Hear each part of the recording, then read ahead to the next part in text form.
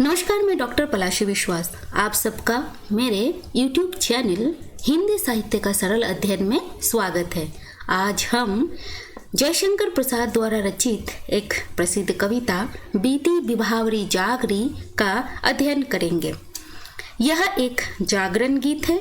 यह गीत जयशंकर प्रसाद के लहर नामक काव्य संग्रह में संकलित है। प्रस्तुत गीत में कवि ने प्रातः काल का मानवीकरण करते हुए उसे एक नायिका के रूप में प्रस्तुत किया है।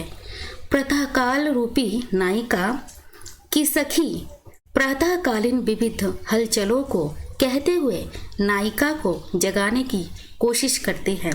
प्रस्तुत जागरण गीत में कवि जयशंकर प्रसाद ने अप्रत्यक्ष रूप से भारतवासियों को भी जागरूक करने की कोशिश की है। तो चलिए शुरू करते हैं प्रस्तुत कविता बीती बिभावरी जागरी का अध्ययन। कवि जयशंकर प्रसाद लिखते हैं, बीती बिभावरी जागरी अंबर पनघट में डुबो रही तारा घट उषा नागरी। प्रस्तुत पंक्तियों में कवि ने प्रकृति का मानवीकरण करते हुए प्रातः काल को नायिका के रूप में प्रस्तुत किया है। प्रस्तुत पंक्ति में नायिका की सखी नायिका को प्रातः काल में जगाने की कोशिश करते हुए कह रही है कि हे सखी, रात्रि बीत गई है, इसलिए हे उषा नागरी अर्थात प्रातःकालीन रूपी नायिका तू जाग जा। अंबर पनघट में अर्थात आकाश रूपी पनघट में तारा रूपी घट अर्थात घड़े डूबने लगे हैं।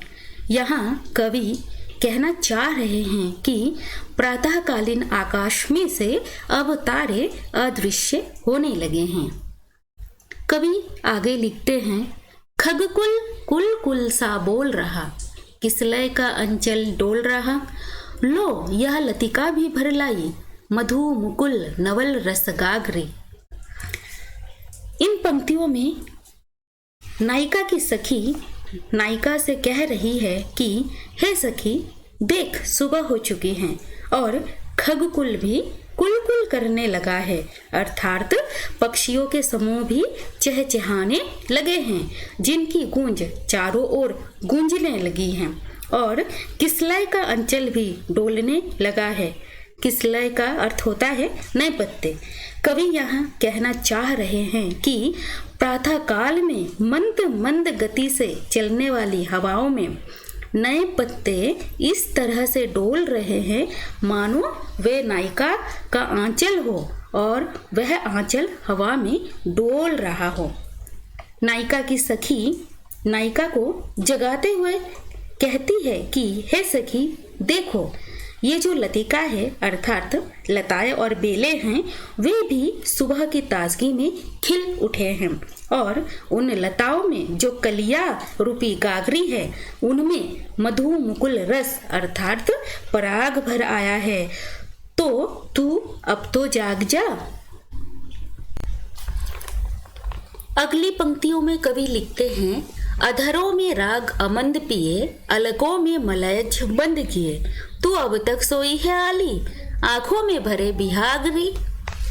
कविता के इन अंतिम पंक्तियों में नायिका की सखी नायिका से कहती है कि तूने अपने अधरों में अर्थात अपने होठों पर कभी ना मंद पड़ने वाला राग अर्थात कभी ना कम होने वाला प्रेम के गीत को धारण किए हुए और अपनी अलकों में अर्थात अपने केशों में मलयज अर्थात सुगंधित हवा को बंद किए हुए और अपनी आंखों में बिहाग राग को भरकर तू अब तक क्यों सोई हुई है।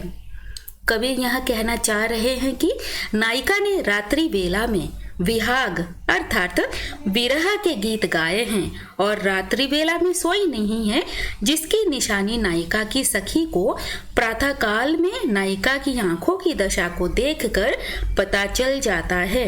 यही कारण है कि नायिका की सखी उसे जगाने के लिए प्रकृति के विविध उपादानों की जगने की बात कहकर उसे जगाने की कोशिश करती है।